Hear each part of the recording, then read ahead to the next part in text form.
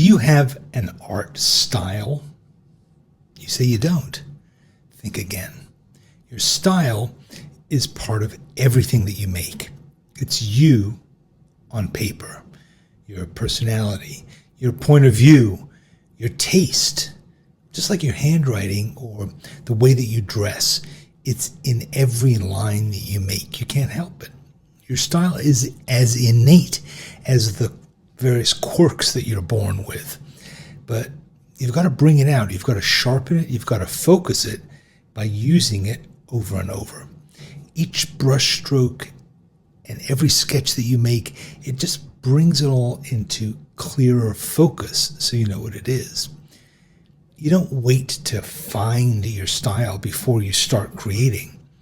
You develop it by diving in and expressing yourself. The more you create, the more clear your style becomes. Now, it sounds easy, but it's not necessarily so. So many things get in the way of our feeling free to be ourselves in the stuff that we make, things that we can learn to recognize and to get rid of. Maybe you're avoiding creating because you don't feel skilled or you don't feel talented enough. And you judge whatever you make now really harshly. All right, your high school art teacher gave you a negative crit. Painful, but big deal. You can get over it. Don't give away your omelet pan because you didn't win a James Beard Award your first day in the kitchen.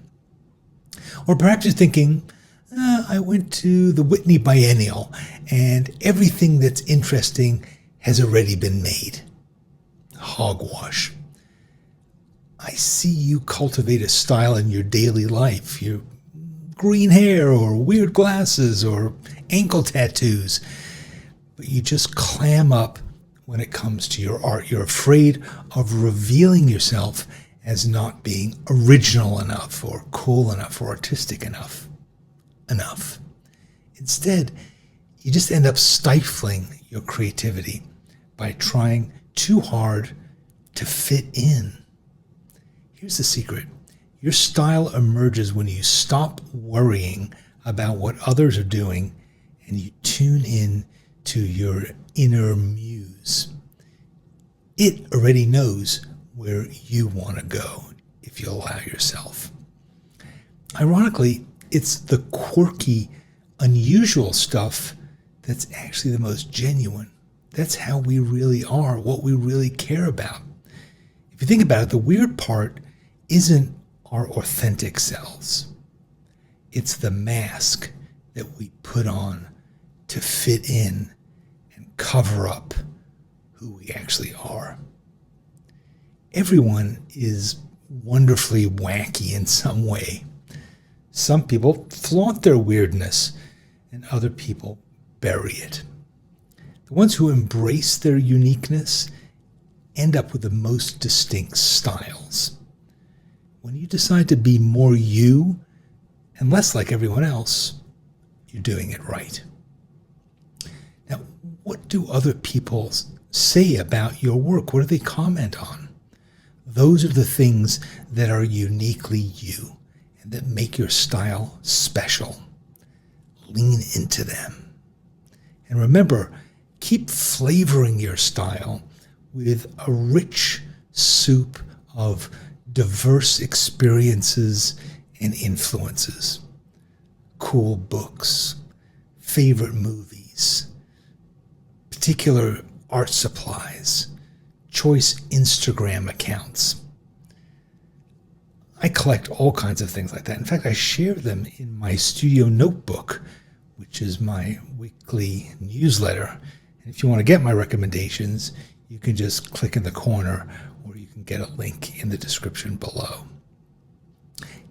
Feed your inspiration, feed your style with any influence you come across. And don't worry that you're stealing.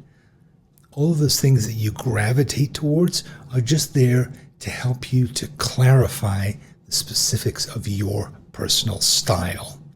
The more you clarify it, the more authentic you are to yourself, even though you love the way a certain person does a certain thing, and and incorporate that into you, it's still you. It's still your style. It isn't borrowed or stolen. And more importantly, stop finding ways to sabotage yourself and create a lot. Because, as I said, you only uncover your style by using it. It's a tool that needs to constantly be sharpened by being used. Keep experimenting, keep creating, and above all, keep being yourself. Your style is there. Now, let it shine.